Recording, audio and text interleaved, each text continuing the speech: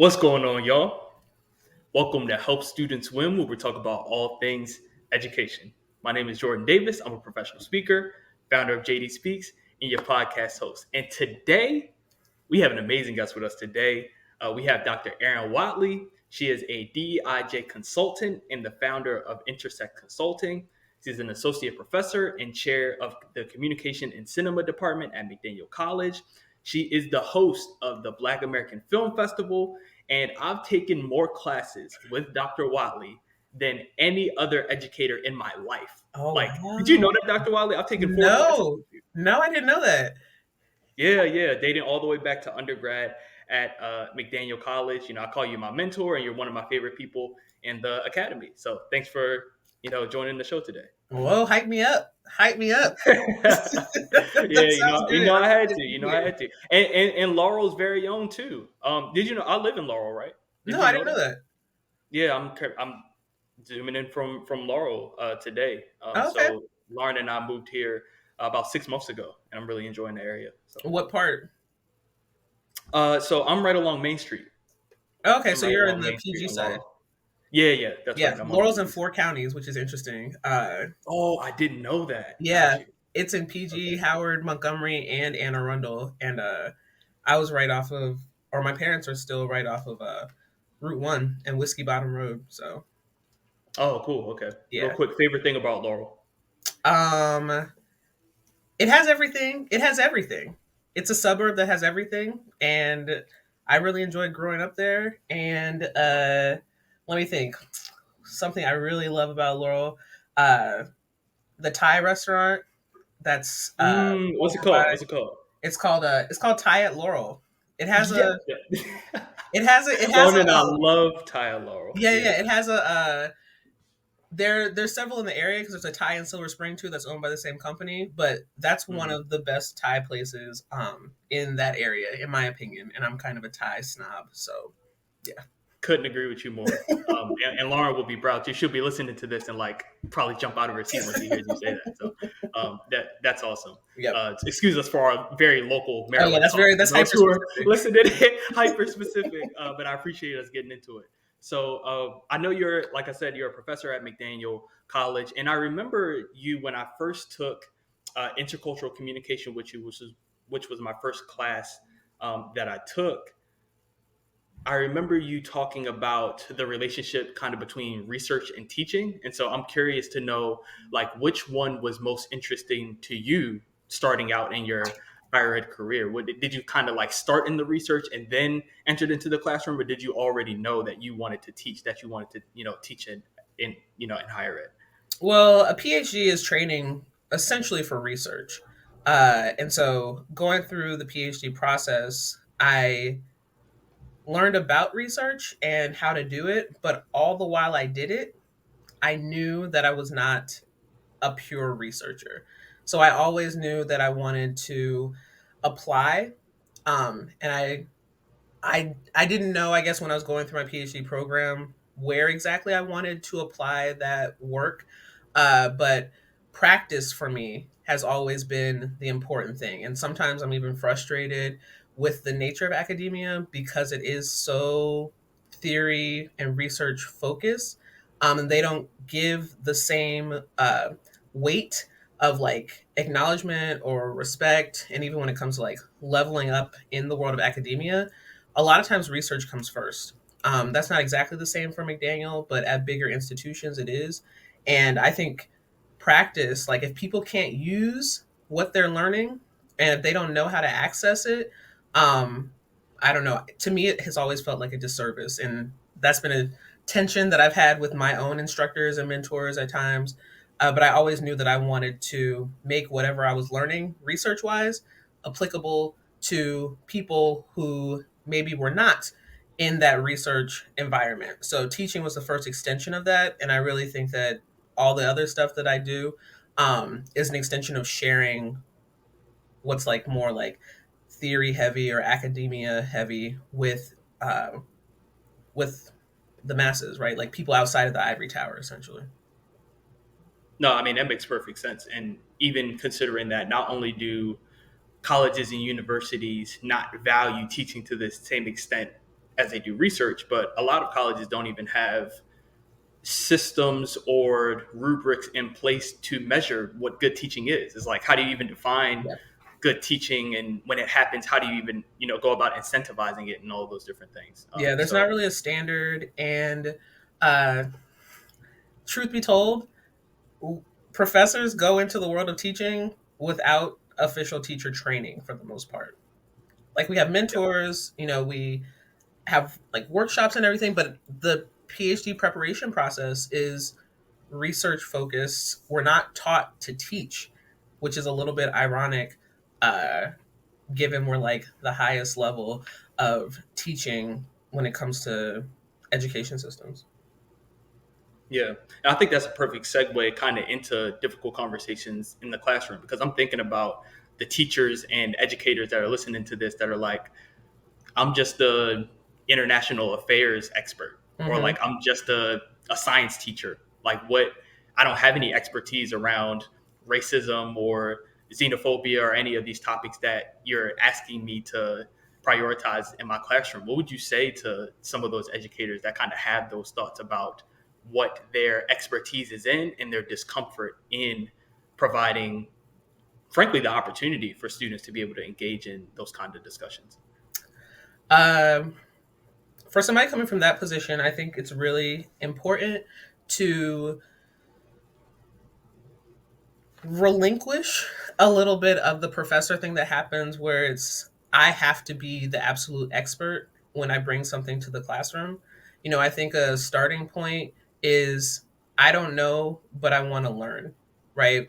I don't know, and I will talk with my students about this is an area of concern, but maybe I'm learning and growing and kind of breaking down that power barrier sometimes that exists between like I have to know 100%. So, you know, for people who want to engage, these like difficult cultural topics in their classroom, but they're feeling like they don't know where to start.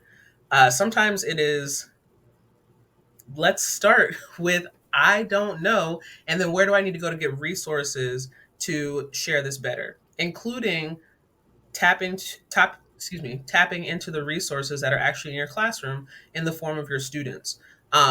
What can you learn from your students, right? How can you allow that conversation to exist? And then when you sort of relinquish the need to be the topic expert, then what you focus on is the management part, right? Like the facilitation part. How it is that you hold and allow for that conversation to take place. That then becomes your task, right? And then the topic wise, you might be learning along with. And so it's a little bit of a shift in teaching philosophy, especially for people who are in higher ed, perhaps. But that's my that's my take on it. Yeah, and a lot of what I'm hearing in that explanation is getting educators to decolonize their definition of expertise and what Yep. it means to be an expert, and Yep. seeing students' lived experiences as expertise. And some students don't even identify with that themselves, right? Like, they Hmm. themselves might say, "Oh, like, I'm not an expert." Like, Yep. they're expecting the traditional power dynamics, and so there's often even some pushback from students when we Yep. try to engage them in difficult topics. And I guess we'll talk a little bit more about what it looks like to navigate that pushback, both from the student side, and then also I've heard from faculty too that department chairs catch wind of faculty trying to introduce this into the classroom, and there's even some resistance from department chairs as faculty try to do this work. But I want to Yeah. hear a little bit about. Yeah, no, did you I have an mean, idea? I was gonna say the principle is not new, right? Like this is really just critical pedagogy, and you could look to like Pablo Freire, pedagogies of the oppressed as one of like the hallmarks of that teaching philosophy, and it's really based in teachers are students and students are teachers, and you lean into that. That's a really oversimplification, but fundamentally, that's what you're also acknowledging. It's relinquishing some of that power and also helping your students to acknowledge their power, right? Their contribution. Because I think it's concerning for me sometimes where I have conversations with students and how disconnected they feel from their like power and ability to affect change or to like to be influential, where they're at that moment as a student, as a young adult. And actually it's like you have a lot of potential and a lot of power in that moment, even before you like grow up or get things settled. And so that's the shift. That's a shift to encourage, and it's not new. It's not new by any means. Yeah, and I think empowering students is so key in this time as we're in an election year. A lot of students don't feel like their vote matters or that their advocacy is making a difference in politics, and we have a lot of conversations around climate change and climate despair and students feeling like they can't do anything about the environment, right? And so, and you couple that with the youth mental health crisis that we're in right now. I mean, the US Surgeon General said last year, like, we are in a crisis around this. And so I think equity centered conversations, trauma informed conversations, and student mental and psychological health really go hand in hand, in Yes. this. Yes, absolutely. Those are, I mean, those are big things. And part of my working philosophy and pedagogy is it's okay to start small. Like Mm. that's where meaningful and lasting change has to come from. It has to come from small steps, right? So if people don't believe, like the philosophy, if people don't believe that they have the potential to change their own environment or their circumstance, and I don't mean this in a like if you believe it, you can achieve it, and that's all it takes kind of way. Like systems are in place and they operate as hierarchies, but also um, those systems are supported by people and individual choices and individual behaviors at exponential scale. So, if that's the case, then to disrupt that at exponential scale, you have to seed the ideas of change is possible, like it's actually possible. And to have people believe it, sometimes even at that starting point, I get pushback, right? It's like, no, things can't change. It's too big. It's too big. It's too big. It's like, but you can change your relationship with your partner, like you can change your relationship with yourself. If that's possible, then how come bigger change isn't possible? And that's like a bigger conversation, but that's the starting point because it's more tangible and it's more like approachable. I have a story on that that's connected to one of your classes. Oh yeah, what? So this was my first semester of my sophomore year at McDaniel College in your intercultural communication class, and you had us break out into small groups. I would say this class was about maybe 20 to Yeah, 25 students, somewhere yeah, in between probably. there, and we were in breakout groups of 4 and 5, and there was a white male student. I don't remember what the prompt was for these small groups, but I remember at one point in the conversation he said, "Yeah, I just don't watch politics because politics doesn't affect me." I was like, "Oh, okay. So this is where we starting, right? This is where we starting." So this was in the beginning of the semester, and Mhm. obviously, I talk with faculty all the time about not putting people in a vacuum or in a time capsule, right? Like if you say something in a moment, especially early on in the semester, you have the opportunity to grow from that and develop your thoughts, Yeah. after that. So, but yeah, I just remember that really sticking out to me, and that was what 6 years ago, six, Hmm. 7 years ago when I heard that. And so, um, yeah, like this idea that students not only try to distance themselves or even try to overlook the privileges that they have, but then, as you're saying too, some students don't even feel like if they tried to engage in some sort of advocacy or change work, they don't think that things are going to change, or that at least they don't feel responsible for Yeah. trying to evoke change. I feel like that's definitely a big thing. Oh yeah, there's a real disconnect between how connected we actually are. Yeah. Yeah. Yeah. And what is, because I want to make it like plain and simple for the folks that are listening to this, like how do you see integrating these types of conversations transforming your students? Like what is the value that you see as an educator for your students? Like how do students who come in at week 1, what do they look like in week 14? Like what is it actually doing for the students that you have these discussions with? Uh, Being able to have real time engagement with different ideas and also processing their own ideas, like students processing their own ideas, uh, in my perspective, is not has the potential, and this isn't a guarantee, but it has the potential to be so transformative, and is transformative within a student's own experience, right? So if they're like, oh, I recall what this felt like, right? When I heard somebody else talk about, their, like their racial identity, or their understanding, about how the world is very different for them as a queer person, or a person with a disability. Like I heard it, and then I had to listen to it, not just as a soundbite, right? And not just as, what somebody else said about, queer people or Muslim people or any identity that's marginalized. um when they take it in on their own, and then they have to process it, and then they have to come and be in community with those individuals over and over again over the course of the semester, um it gives them I don't know, I think it allows them to take ownership. And then maybe, maybe you as a student who has been in those classes, can say more about it. I would I'll just make the connection to myself, right? I do this kind of work because, as we were just talking about at the top of the show, I grew up in Laurel, Maryland, a pretty diverse community, even when I was growing up in the early 2000s. Um, I grew up with a lot of exposure to difference around me, like in the school I went to, in the church I was a part of, in the community that I lived in. Like, I just grew up with a lot of it.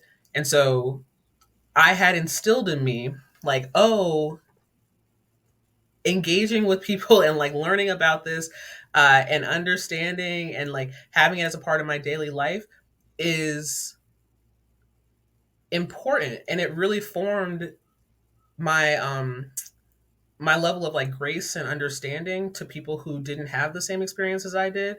And then when I got out into the world, right, like when I started going to, when I went to college, I went from a small private school to a big college, University of Maryland. When I was exposed to more people, I realized that the experience that I had with engaging a lot of difference was unique in ways that I didn't realize. Like when it came to race, when it came to gender, when it came to, economic class, like I had more exposure, and I was like, oh, everybody hasn't had this, and so what? And that sort of planted a seed for like, I want to help facilitate engagement across and through difference with more people, so that it's natural, right? I did this class called Difficult Conversations because from my intercultural communication class, I heard so much feedback of, this is great to learn about, but how do I do it? Like, how do I actually do it? Like, I don't have opportunities to engage with different people, at scale. And like, I was like, oh, okay, so like we just need a class where we do it. Like, I set it up, and then you guys come and talk to people about different kind of stuff. Okay, I'll set that up. I created a whole class around it. uh but that was like, uh people just need the opportunity to engage, and engage in real time. uh there's advantages to engaging with like distance, but also to be able to come back, ask questions, reflect, come back, ask questions, reflect, come back, ask questions, reflect, and also think about what that means for your world. Um, it's a very rich way of learning, because it goes back to that practice part that I was talking about at the very beginning, right? That's the practice. And when people get more comfortable with that, then the hope is that they're more comfortable doing it outside of a classroom environment. So many of my assignments, and Jordan can attest to this, is like, yeah, do this thing, but then talk to somebody else outside of class about it, or like go have an experience outside of class. It's just to get people more comfortable with doing the connecting thing that we, in many ways, become separated from. I know that that was long and rambling. If you want to re-ask the question and be like, can you summarize it in one sentence? Do that. But yeah, that's where it comes from, and that's what I think it contributes, is in the doing. And what we need more of is the doing of interacting with one another through really tough stuff. as you said, wellness, politics, climate, all those sorts of things, the conversation around them constantly is like, we're so divided. Look at how polarized things are. If we are so divided, And so that people can't polarized, change. exactly. Because of the polarization, people don't even they feel like they're wasting breath even having Yes. the conversation Yes. with them because we're so divided, and they feel like people aren't capable of Yep. changing. So Exactly. yeah, Exactly. So yeah, I'll yeah, stop. and yeah, and I guess on the topic of change too, especially as an undergraduate student, and I definitely fell into this bucket. Undergrad students, once you get the ball rolling as far as like caring about a particular social issue, there's a level of patience that's Mm, involved, right? And you talked about starting small and acknowledging the small wins that you have and like the little micro opportunities that you have for advocacy. And so hmm. understanding that if you have a conversation with somebody about one of these topics and they're not receptive the first time, or it doesn't go as smoothly as you thought it would go, it doesn't mean that it was a disaster, right? Yeah. It doesn't mean that it was a waste of time. It's believing in the fact that I'm not the only person that will ever have this conversation with Dr. Watley, but my contributions, my deep listening skills, so being able to listen to Dr. Watley when we have this conversation, the empathy that I displayed, over Hmm. time, that person's going to reflect on that experience. And then a week from now, she's going to have another conversation on the same topic. Yeah. And then she's going to reflect on that experience again. And so, what we're having is students kind of decenter themselves from the work and be humble and say, okay, I'm a small part of this, but my small interaction over time is what's going to lead to change. And so, that's kind of the conversation that we have with students too. It's like the practice of it is the work. Like having the conversation is the work. I hear students say all the time, all we do is talk about it, right? But there's a quote, and I'm blanking on where this comes from. Forgive me, but we can't solve a problem until we talk about it first. Like we can't solve a problem unless we know the problem that we're trying to solve. And so part of it is developing an understanding as these topics shift in real time, Yeah. as new terms get formed, like critical race theory, like all of these different things that are coming up.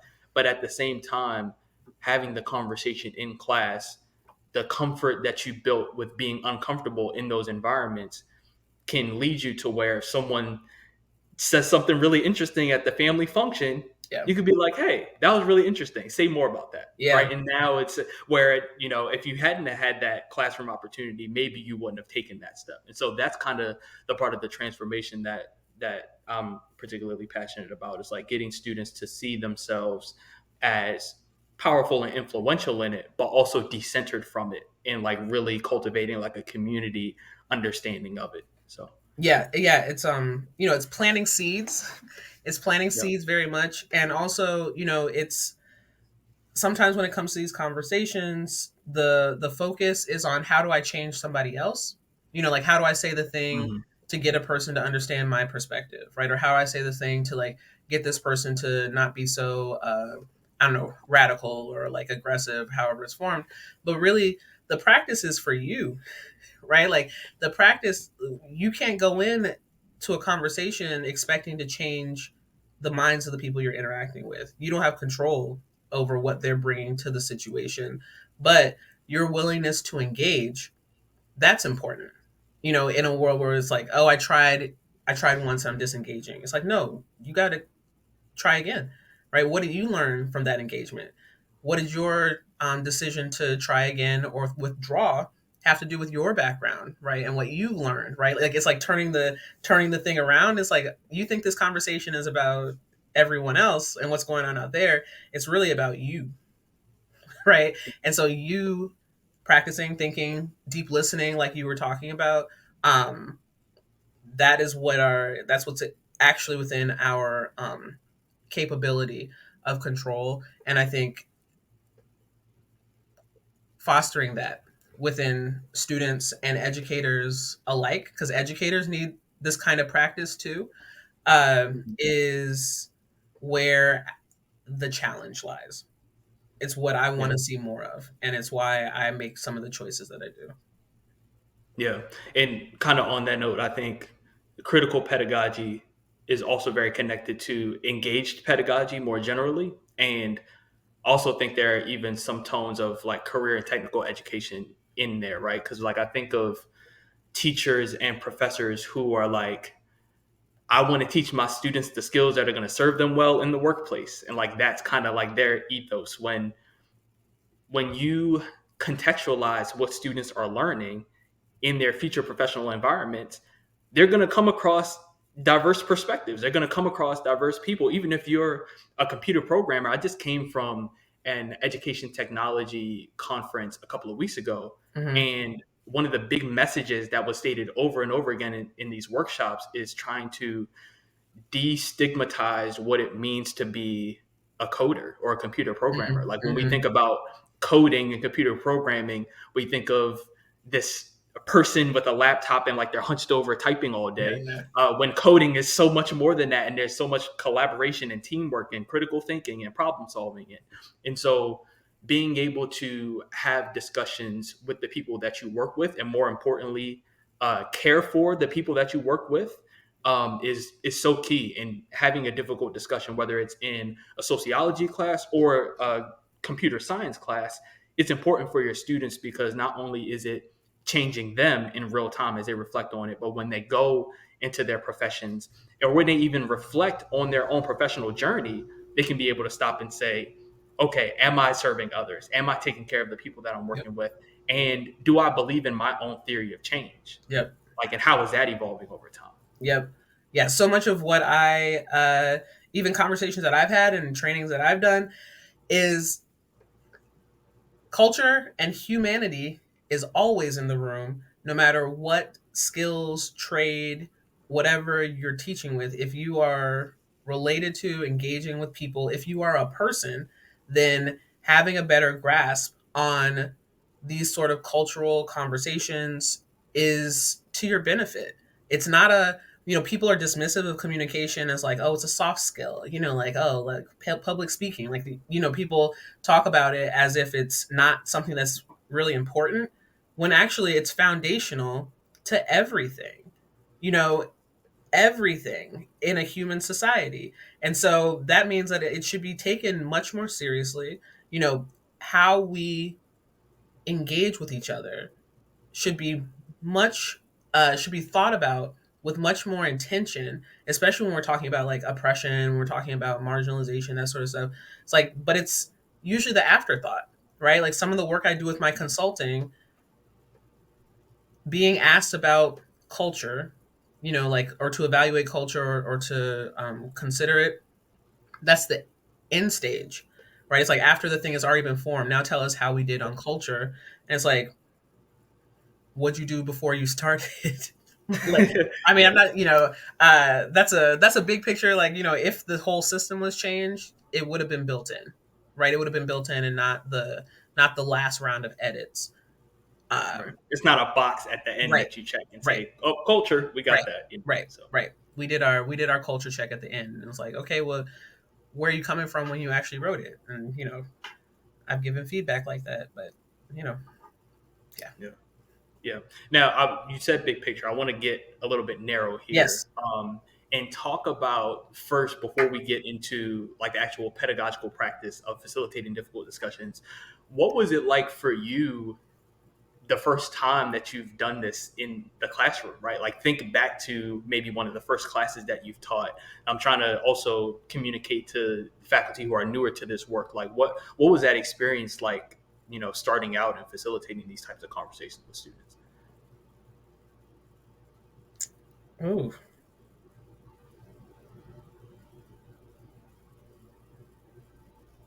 it's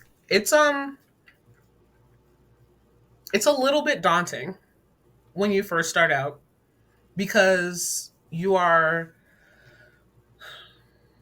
opening yourself up to the unknown. You don't know how it's going to go. There, you just don't know. You don't know what people are going to bring to the conversation.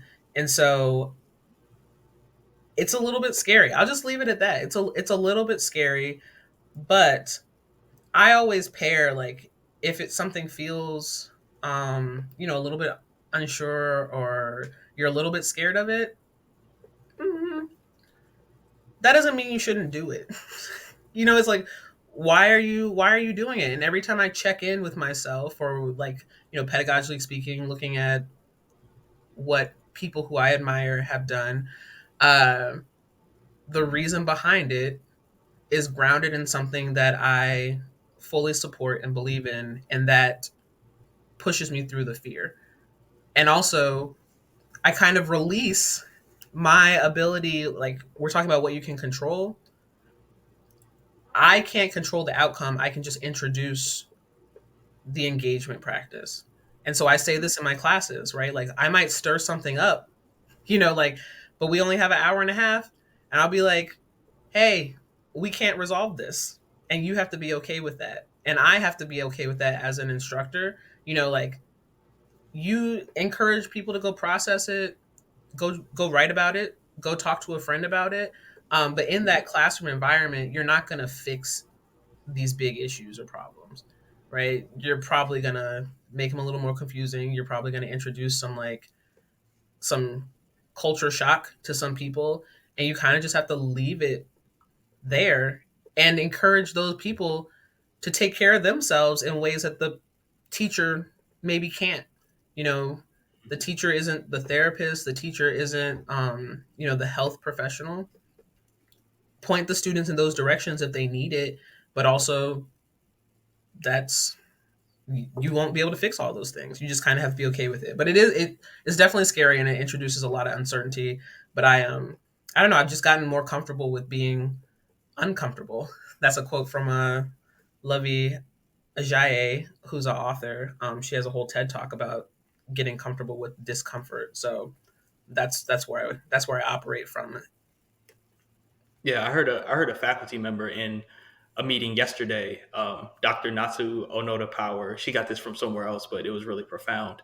Making our classrooms safe enough to be dangerous. Mm, And so I love that in the sense of danger, obviously not in causing harm to yeah. the students, but safe enough to where students can feel discomfort and that they can take that discomfort and disruptiveness outside of the classroom to engage with it in connection with the real world, right? Yep. And so seeing the learning environment turning into something that's formative and constructive that students build together, that they feel like they can take out into the world and do something with, whether it's their ideas and they're connecting it to their personal lives, or whether it's like literally a project or Yeah. a curation of some sort that they create together that they can then go out and advocate for and things like that. Oh, absolutely. I love that. I love that quote. Yeah. Safe Yeah, enough to yeah, be dangerous. yeah. Now, talk a little bit about how you set up your classroom or like set up your class to be conducive to difficult conversations. What does your community building look like? What does your assignment planning and conversation planning look like? Like, talk a little bit about what you do before you even step into the classroom with the students. Well, my process is constantly evolving, and I'll just talk about what I've been evolving towards. Uh, First of all, it is so important to just establish classroom community, and what you're talking about, like a sense of some safety and openness in that classroom community. And I have taken, for the classes that are especially discussion heavy, like intercultural, or when I teach gender or difficult conversations, those first few weeks of class, I'm doing lots of uh, engagement, icebreaker, conversation activities, and also asking students to show up, not to present information just from the text, but from their own personal lives and experiences. In difficult conversations and across the first few weeks, I do what I call informational interviews, or I forget the title, but it's like an informational interview where it's a reverse presentation where the student um, comes and they answer one question with like one sentence, right? It's a question about themselves, like what's a personal mantra you have, or something like that, like something that's revealing something about themselves. And They just answer that in one sentence. They stand at the front of the class, answer in one sentence.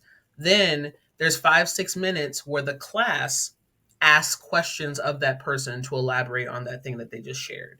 Right. So it's the class demonstrating curiosity. It's also the person responding on the fly, but still talking about this thing that is personal to them. I usually let the students choose from like maybe 3 or 4 questions, which one they answer, and they range in levels of risk taking. So some of them might be like, like I said, a personal mantra you have or someone you admire, but some might require higher risk, like when's the last time you cried, or tell us a secret, right? So like they can choose the level of vulnerability that they want to display, but the class then has to interact with that and give them feedback in real time. I see that as a community building sort of activity. I do things like making sure we establish uh, I don't call them classroom rules anymore, but I'll do things with like classroom agreements. Like, what do we want to agree to together? And we put those ideas together as a class, not just me bringing rules, but asking them, inviting them to contribute to how we want the classroom to run. I do things like in my intercultural class, we actually just did this week in my intercultural class because I'm teaching it this semester. Uh, I have them do identity performances where they have to do something in the classroom that conveys an element of a cultural identity that they have. And they're not really supposed to do PowerPoint. They have to like do in the present, like show us a dance, sing us a song, uh, tell us a poem, those sorts of things that are related to their identities. And again, getting feedback from their classmates in real time and reflecting on it. So I do a lot of community building work at the beginning, and I've only deepened that practice in my own teaching. I used to, excuse me, I used to maybe only emphasize it heavy for a week, and now I'm into. This is week 4 of our semester. I'm into doing it more and more for more time because I want that. And another important thing that I do is I am a part of the community, so I also model the kind of practices that I would like to see and encourage. So when it comes to like that interview you're talking about, I'll go first, right? And I usually pick one of the more vulnerable questions to show to the class. When it comes to the cultural identity performances that we just did this week, the week before, I did my own performance, right? I did a poem and I talked about like, where I felt vulnerable around like race or body size. And I show them, right? Like as a way of this isn't just me setting it up and telling you to do it. I'm going to do it with you. And what I realized, I don't know, maybe a few years ago, I reached a point in time where I felt like I wasn't getting the depth that I wanted from my students consistently. And then I was like, that means I have to go deeper, right? Like that means Mm-hmm. I have to be more vulnerable. I have to actually, maybe the performance, like it became mechanical for me and it wasn't challenging for myself anymore. So I was like, okay, I have to reveal a little bit deeper. Again, this is my practice, not what everyone has to do. But I do think, and I've heard this feedback from students, that when it's modeled, uh, the students feel more comfortable to share. Uh, Honestly, the presentations that I had this week from my intercultural class were some of the most vulnerable that I've had in my teaching career. And I attribute that to a few different things, but like what the students brought, I was just really encouraged and impressed by. So it's lots of community building in the early stages. When I'm thinking about assignments, so many of my assignments are less about you telling me the content that we've covered in class, like reporting back or, just saying, what are explain to me the intercultural, I don't know, cycle of,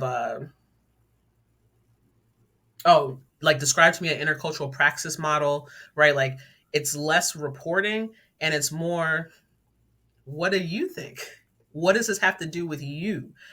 So many of my assignments, and I've actually gotten this feedback from my students. Um, my assignments are hard to put into chat GPT, right? Like, I had students ask me about AI and that kind of thing, and I was like, I'm for me and the kind of the what I am asking and what I'm emphasizing, uh, chat GPT or AI can't tell you how you feel, right? And a lot of what I'm a lot of what I'm asking is like, I want to know how you are processing this. What does this have to do with your life? What does this have to do with the world that you live in? And use what we've gotten in class to highlight that. But I don't want to read a report that's just about a book that I assigned. I read the book. I know what's in the book. I don't need you to tell me what's in the book. I'm operating under the assumption that we know the content. What we don't know is you and your connection to the content. So many of Mm. my activities or what I actually assess is built around students' ability to make that kind of connection. And where they lose, if they lose points, it's like, you were too general, right? Like, you said, oh, like, this is something that people could do. I was like, but I asked what you could do, right? Would you actually do this? And the students are like, no. And I was like, well, why'd you sure, people could do it, but I want to know what actually you, Jordan, could do about this thing. And so my writing assignments, my partnering assignments, a lot of them are born from that spirit of connecting students to those sorts of things. And yeah, that's how I think about building, because again, that's what I'm concerned about. I'm concerned about how the students are engaging, that they're able to engage um, with each other through that process. Wow. I could hear the listeners like taking out their book and their pen, and they're writing, they're making notes, and they got the bullets like that. This is like free professional development. Like, this is so good. And um, I just want to say too that students are already making these connections when they're not in the classroom. Yes. So seeing the classroom as a space to where students can have support around that processing, can be able to be almost like metacognitive about it. Yeah. Like, what is hard for, like, why is it hard for me to learn this? Yes. Why is it important for me to learn this? Yes. Like, those are the types of questions that get students, because students, again, they say all the time, like, I want to do the thing, I want to do it. Like, those types of the answers to those types of questions are what determines whether students actually go out into the world and do it or not, Yes. right? Is Yes. what you're saying. Yes. And so it's like, we need to treat the classroom as, the students are thinking about it. It's not like you're bringing it to their doorstep. You're creating an environment to where not only is Jordan thinking about how he's processing it, but Jordan just heard from Ashley, and Ashley shared this really cool thing about how she's processing it. I Yep. said, wow, I never even thought that I could apply that lens to that thing. And now when you come out of the classroom, you have, again, the same knowledge. The knowledge doesn't change, but your relationship to it is what changes. So, Yes. And part of like when students are like taking notes and things like that, I say what your classmates are saying is just as appropriate for you to take note of as what I've put on the board or on a PowerPoint slide, right? I've started to ask more about, sure, say cite a source, but also cite something that happened in the classroom, right, that relates to this, because that's also part of the learning experience.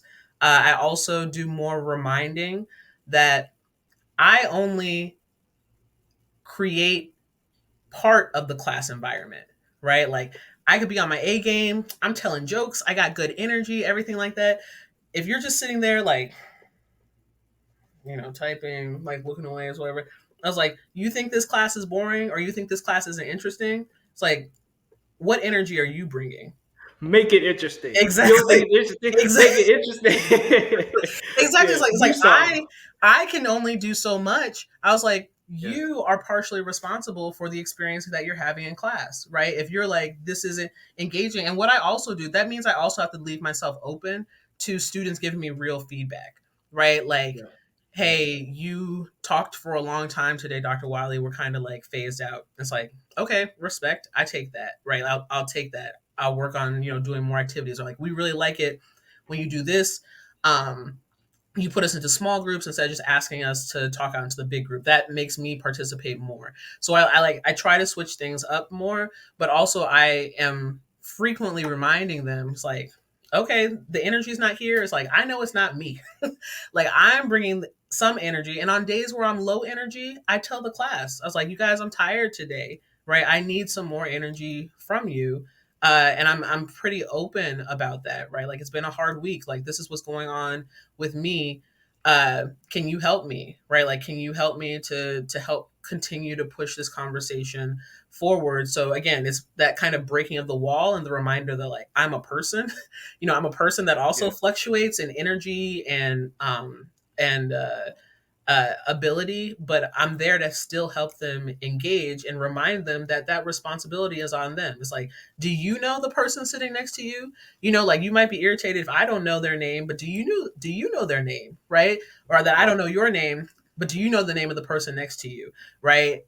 Have you asked them when you're talking about, oh, this person over there said, I'll be like, who said that? It's like, I don't know their name. It's like, ask them their name, Mm, right? And so, like, in the middle yeah. of class, it might be Yeah. week 5, 6. Sorry, can you remind me of your name? They say their name. It's like, I want you to call each other, so the person who you're talking about, not just them over there, right? I really like this thing that Jordan said, right? And so that also helps with the in classroom community, is giving some of that responsibility back to the students, right? And I think a lot of students, especially coming out of COVID, especially, I don't know, just in the way that they're asked to engage now, they're not asked to engage in that way in the classroom with enough frequency. So it's not their practice, right? They come in, they sit down, they talk. I have so many students who have not taken who like hadn't taken classes, or just hadn't taken classes with me, and they're like, day one, day two, they're like, I've talked more in this class than I have all year, or in my whole major, right? Like, I take classes in another major. I've never been asked to participate this much. And I don't even think, And for the listeners, McDaniel College is a tiny yeah, college. Like, what the class size is, what, like average 15 students max? yeah, So 15 to 20 probably at this point. yeah. Yeah, for especially for classes.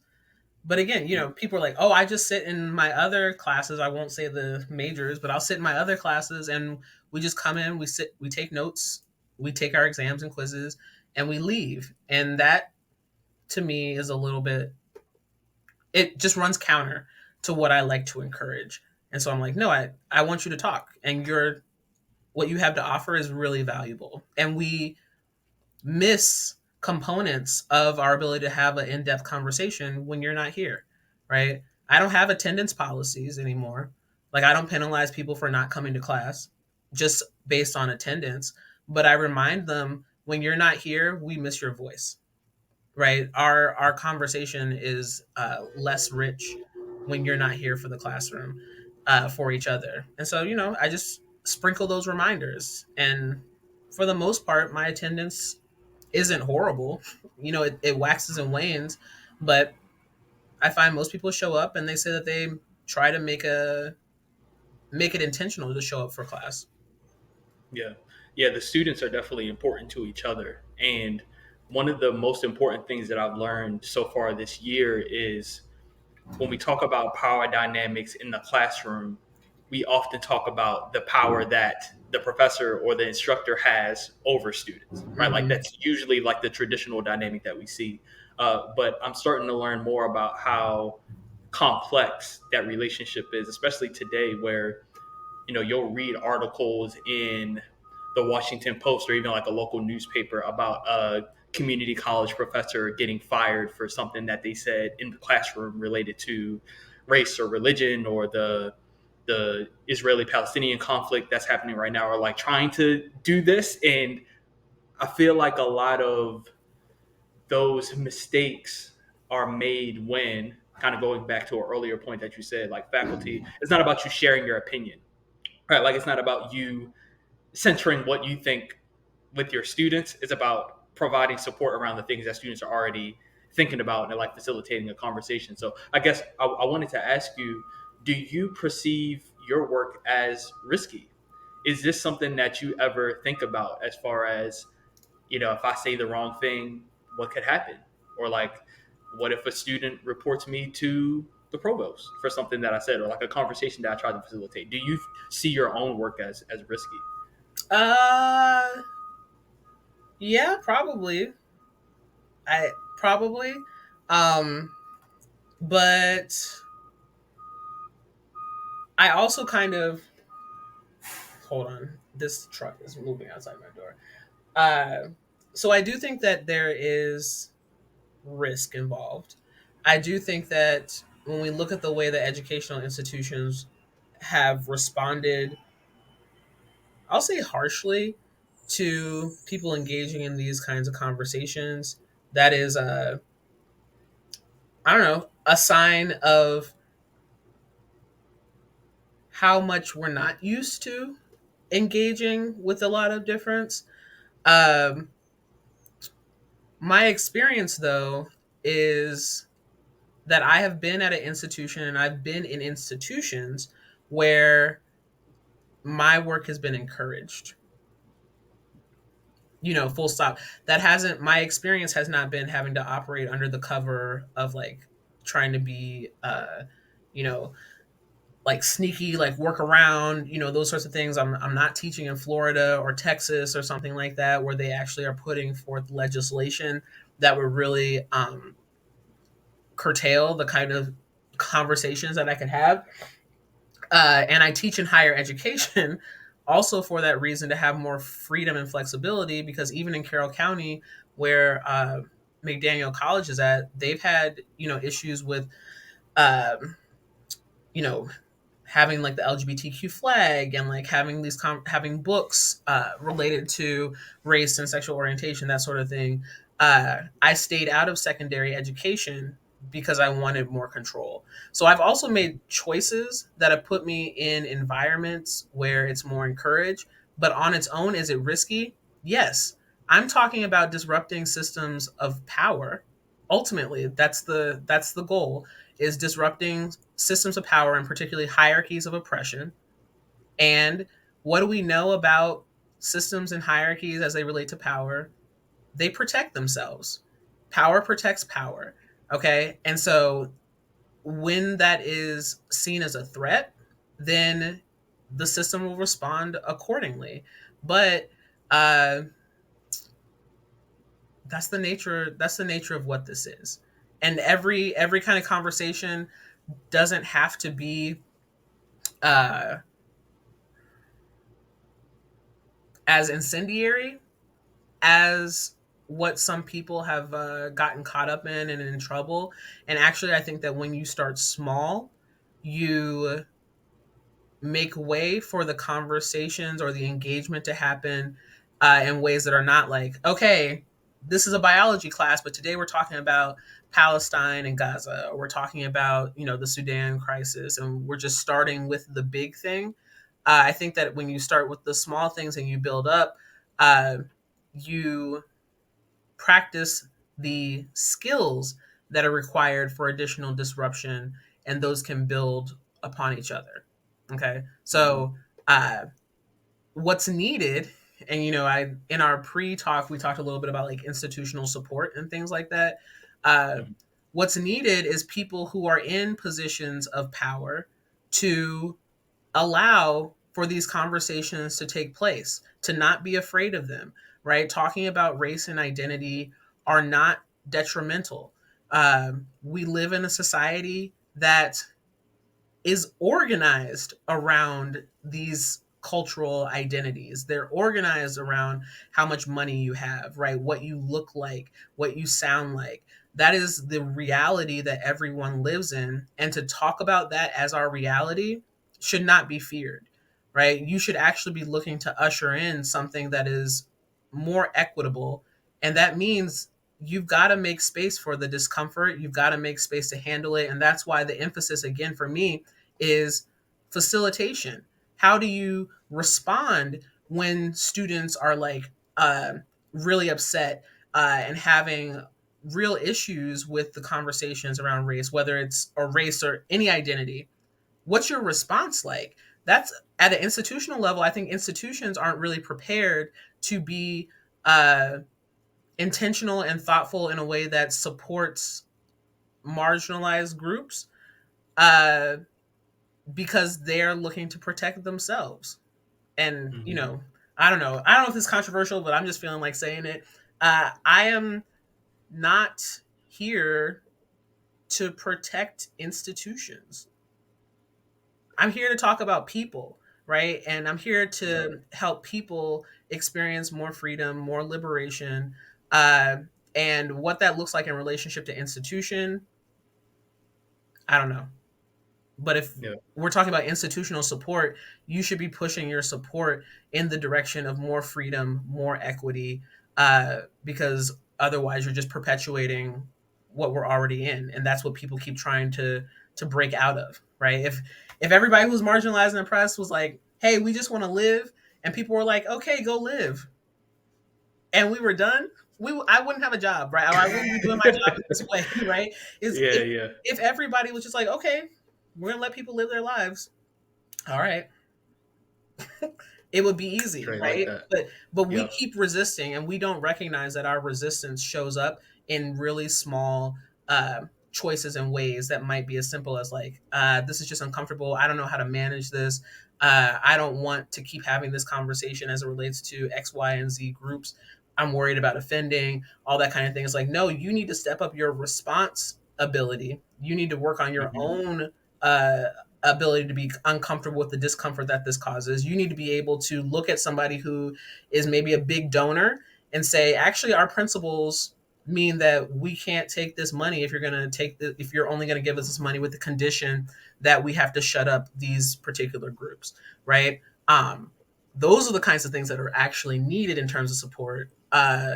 Professors who teach this kind of thing need to teach this kind of stuff and also see it as valuable to the tenure and promotion committees, right? Or whoever is hiring, right? It's not just a side gig. It's important. It takes a lot of energy. It's not R1 journal research writing. It's like, but it's just as labor intensive, right?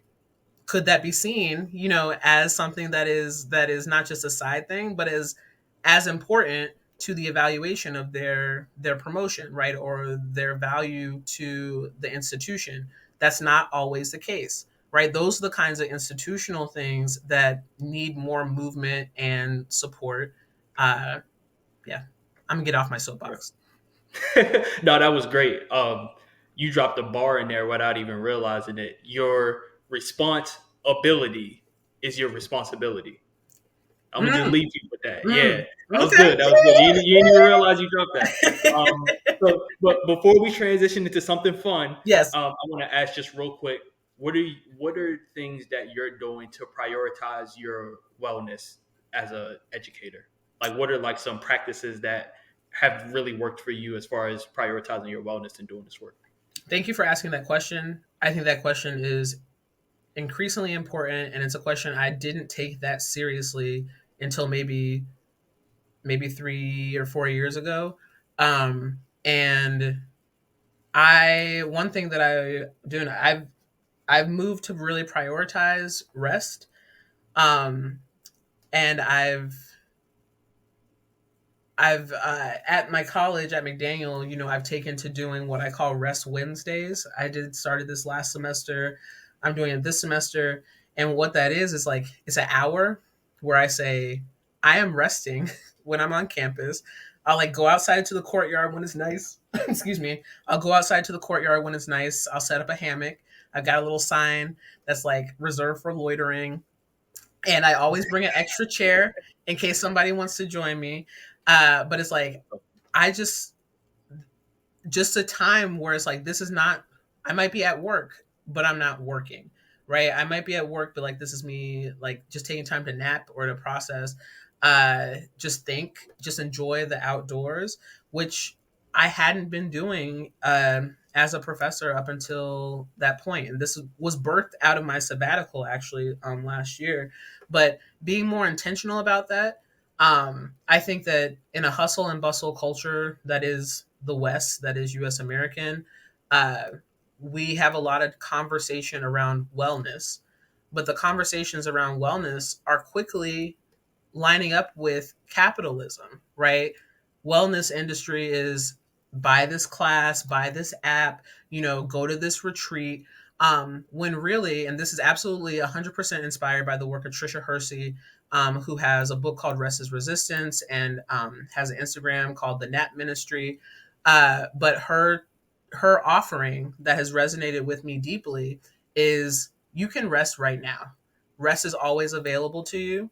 And for you to be intentional about the times where you find rest creates more uh, flexibility and freedom for you actually to sustain this kind of work. But really, it's not even about the work, it's just about you as a person, right? Like, we can't even imagine something differently if we're too tired to think about a different way to do things. And that's how I was feeling super tired. And when I became more intentional about resting, like really disconnecting and thinking about what that means, like for me, scrolling Instagram is not actually rest, right? Like my brain is still engaged, I'm still like really processing. Watching TV for me even is not rest.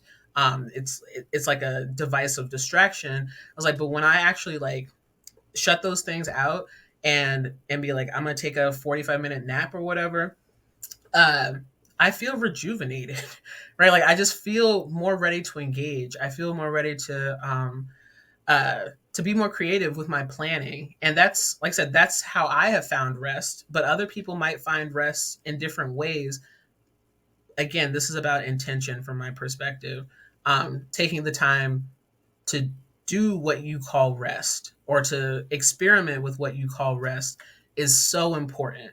And when I started doing this on campus, there are people in high positions of power, I won't call their names out, who would like come and then they would look at me and they would say, I don't know what to do.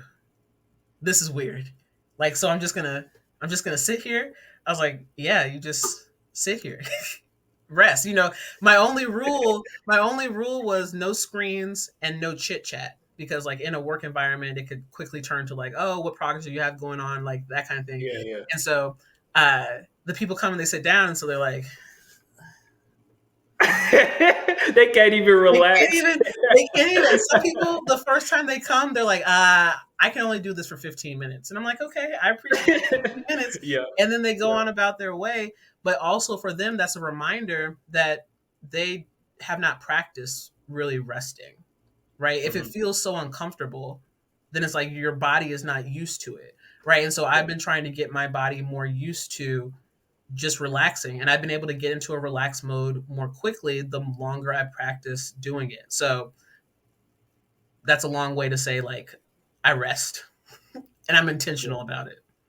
yeah. You disruptively rest, right? I Because it's that's disruptive yes, to this, yes, right? yes. And I love that you've come to a place where you could publicly display it, because I feel like even if, because I've even talked to faculty at Georgetown that like deeply engaged in the well-being work of students and like really care, like they're trying out all these things, but I know they wouldn't set up a hammock anywhere on campus or really show that side of themselves to students. And so again, it's like humanizing yourself. Yeah. And because I'm sure the number of students that have seen you rest, that's also inspired them to rest in little ways. Like even if they don't sit next to you Yep. in a hammock, I'm sure the number of students that have either taken a class with you or not, right? They see you resting on campus as a department chair and as like a faculty member. It's like, wow, if Dr. Watley can prioritize her rest, then how can I do that for myself too? That's So 100% that's the hope. beautiful. That's 100% Yeah. the hope. Yeah. Well, thank you for answering that. We're going to take a quick break. And then when we come back, we've got a fun little game called This or That. Yay. All right. And we are back. And this is going to be our very first installment of This or That. And it is Black Film Edition. Dr. Watley is a Black film scholar extraordinaire. And so we're gonna put that to the test, or not even necessarily put it to the test, but we're gonna see where her interest is. Okay. Okay. Okay. And so I'm going to name two films, and you Hmm. have to choose this or that. We're going to start with Wait, wait. I need yeah, specifics. What am I choosing it for? Like your personal preference. If my you had to personal choose preference. one, Okay. yes, that's your favorite. Okay. Yep, that's right. Okay. That's helpful. Thank you. All right. Love and Basketball or Like Mike? Love and Basketball. Okay, Like Mike fair is, but Like Mike is a little. I was a little bit older when Like Mike came out, so like I just have enough. a stronger affinity to Love and Basketball, and it's like one of the only rom coms that I can tolerate. Wow. But also I'm Yeah, a that's good. basketball. I also am a basketball person, and so like yeah, Uh, Love and Basketball, absolutely, hands down. got you, got you. Um, Better Denzel performance. So this is a qualifier here. So better Denzel performance, Okay. Ray or Malcolm X? Wait, Ray is Jamie Foxx. Oh my gosh. Well, we will be cutting that one out because I can't be on the pod talking about Ray or Malcolm X. That's absolutely right. Yeah. So that's James Fox. Because I was thinking before the show, like, what has Denzel played in? Yeah, yeah. You, Okay. I mean, you could say Training Day or not Training Day or I don't know what's he. Training Day is his other like super iconic one. Uh, or Man on Let's do Training Fire. Day or Malcolm X though. Between those two? Because Oh, Malcolm X was definitely Denzel, right? yes. Yeah. Malcolm X or Training Day, I would say Malcolm X. Malcolm X is iconic. It Uh, is. Training Day, I'm still irritated by the role that he had to play to get the Oscar that he got. That he had to Mm, play, given all the roles that he had done. Uh, but absolutely Malcolm X. Yeah, Malcolm X. cool. Big Mama's House or the Medea series? Neither. I think well now that you say that, I think I remember you expressing your gripe with these kinds of films in our media analysis and criticism class. Just a quick Yes. sentence on why. Why neither? Uh,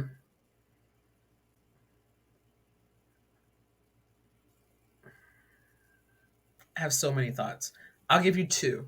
All right. Okay. The first is that um, I am increasingly uncomfortable with men who make a lot of content out of making fun of black women uh, Mhm. by being a caricature of them.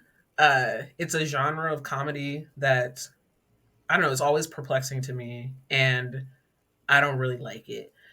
Also, when I think about it in relationship to how people talk about drag in the queer community, they never include those kind of depictions. Like nobody talks about well, besides Cat Williams, nobody talks about Tyler Perry as a drag queen, right?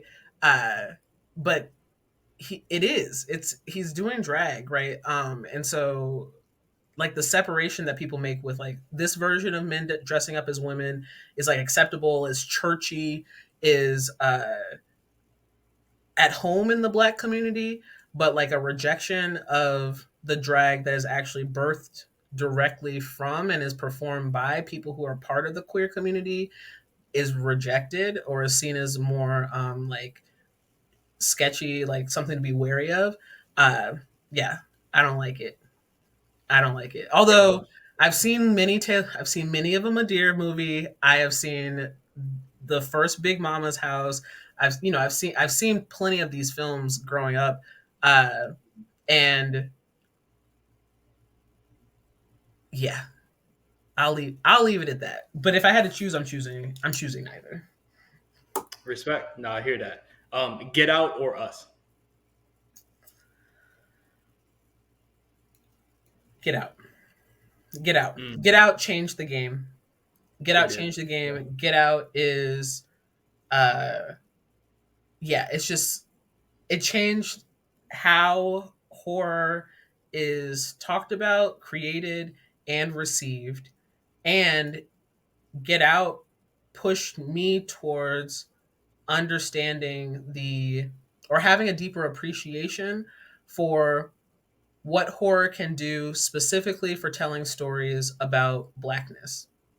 Mm, And as somebody who was very standoffish towards horror, I've actually have a growing love for horror that has a really specific social commentary, because I think it's a really good storytelling device to talk about um, how tragic, how frightening, how disturbing the social injustices that have happened towards Black people have been historically, and like all the biopics, all the dramas of the reality of that reflected in one way, but to do it with horror is to ramp it up, and that's actually more reflective of the experiences of Black people in the U.S.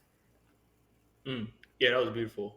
Thank you for that. And I have two very distinct memories of watching Get Out. One as a high school student in 2016, and then like in the theater as Mm-hmm. it like when it first came Mm-hmm. out, and then the other in an interracial relationship with a white woman like a couple months into our relationship, and like Mm. that was a fascinating experience too. So Ooh, yeah, Get Out resonates with me yeah, for sure. yeah. The last one, Insecure or Abbott Elementary.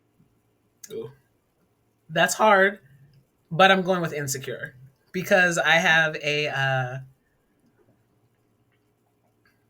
really strong affinity for Issa Rae.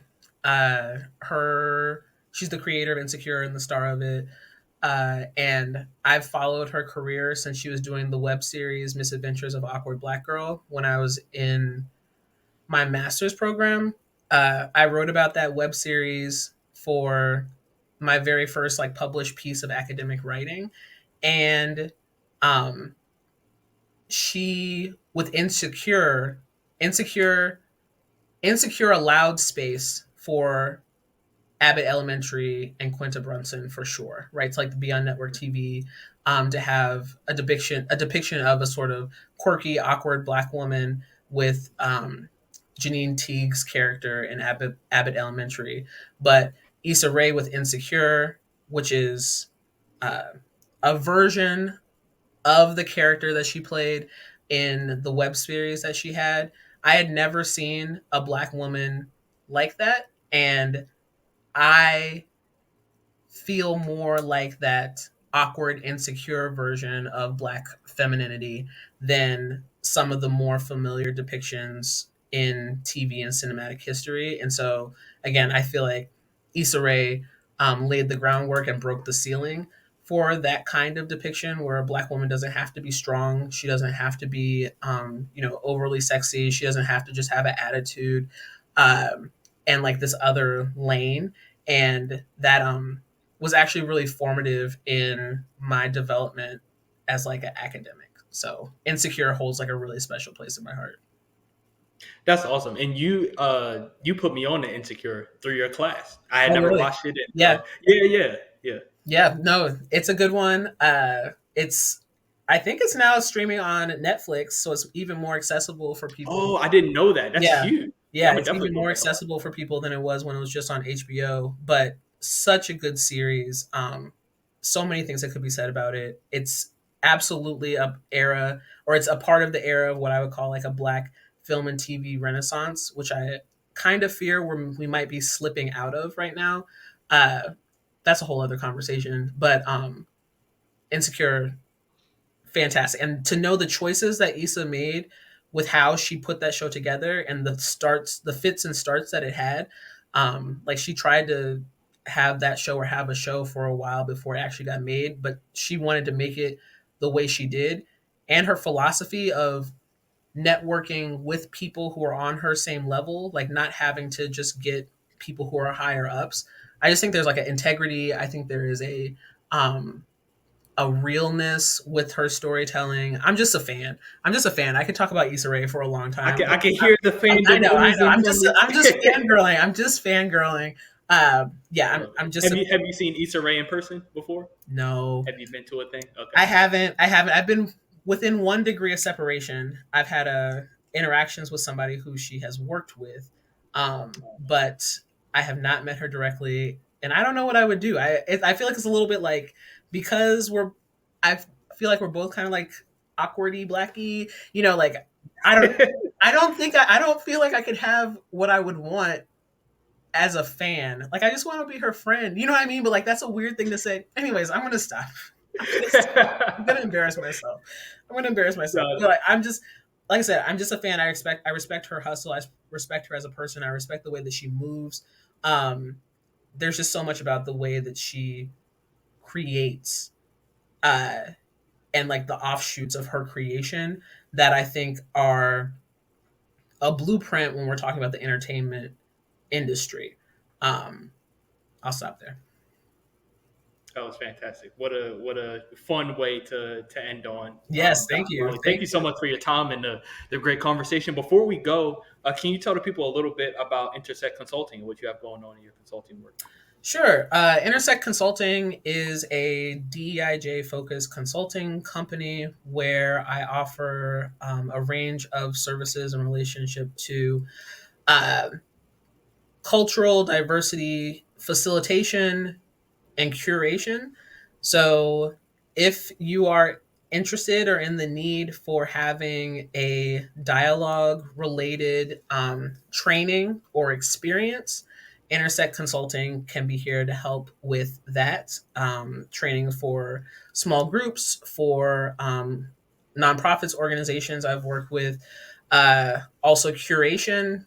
Jordan mentioned the Black American Film Festival, which I've done for 2 years in collaboration with the Carroll Arts Center. Uh, Curating fantastic Black content, honestly, is just something that I do for fun. And with that film festival, even much like my classes, it's not just about watching the film.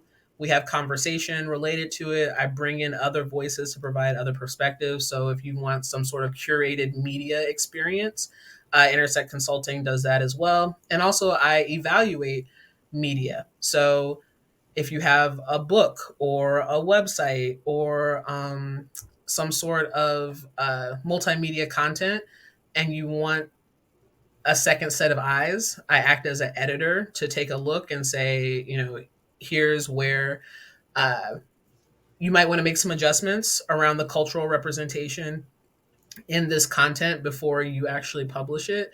I provide those services as well. So yeah, Intersect Consulting LLC dot. Oh wait, let me say the website correctly. It is Intersect Consult LLC.com. And maybe Jordan can drop the link too when he puts the podcast out. But that's me. That's what we do.